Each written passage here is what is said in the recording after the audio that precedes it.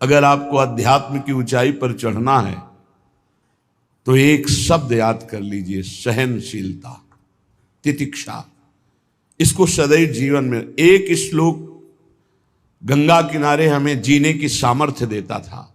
जब कभी हमें प्रतिकूलता दुख प्राय मिलते ही थे तो ये श्लोक, यम ही न व्यथ्यन्ते ते पुरुषम पुरुषर्षभ सम दुखा सुखाधीरम स्व अमृतत्वाय कल्पते। वो अमृत पद का अधिकारी हो जाता है जो आए हुए सारी व्यथाओं को, दुखों को मौन होकर सह लेता है, वो भगवान को प्राप्त होता है। जहां कोई कष्ट होता, बस यम ही न व्यथ्यन्ते ते पुरुषम पुरुषर्षभ सम दुखा सुखाधीरम स्वमृतत्वाय कल्पते। हमें सहना है, हमें भगवत प्राप्ति करनी। अरे छोड़ो, इसने मारा, इसका कर्म जाने, सहो, चलो आगे, चलो आगे बढ़ो।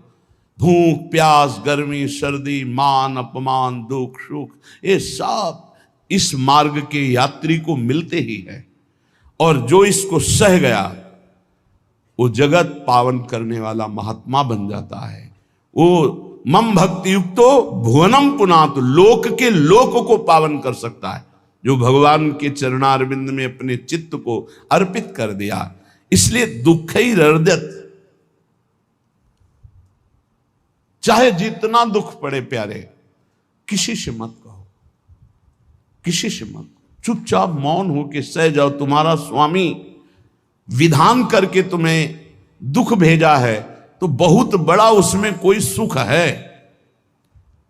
वो मंगल भवन है, तुम्हारा मंगल होने नहीं दे सकता। दिखाई दे सकता है कि अब अमंगल हो गया हमारा, अमुक अमुक अमुक, कुछ नहीं।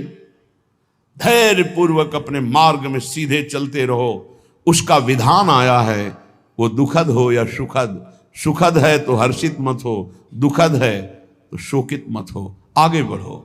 देखो ये अध्यात्म है, ये कमर कस लो कि इस जन्म में मुझे इस भव समुद्र से पार होना ही है। ये जो कमजोर दिल के होते हैं ना, अनुकूलता जहां मिली तो बोले जब से हमने भक्ति शुरू की सब काम चकाचक बन रहे हैं। ये भक्ति का फल नहीं है, भूल मत करना। ये तुम्हारे सुकृत चल रहे हैं इसलिए है।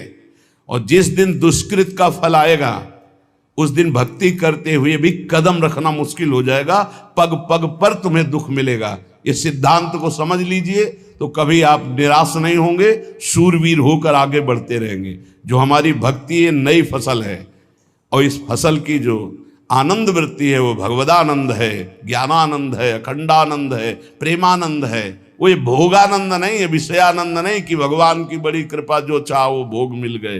ये सुकृतों के फल है। ये सुकृत और दुष्कृत दोनों को ये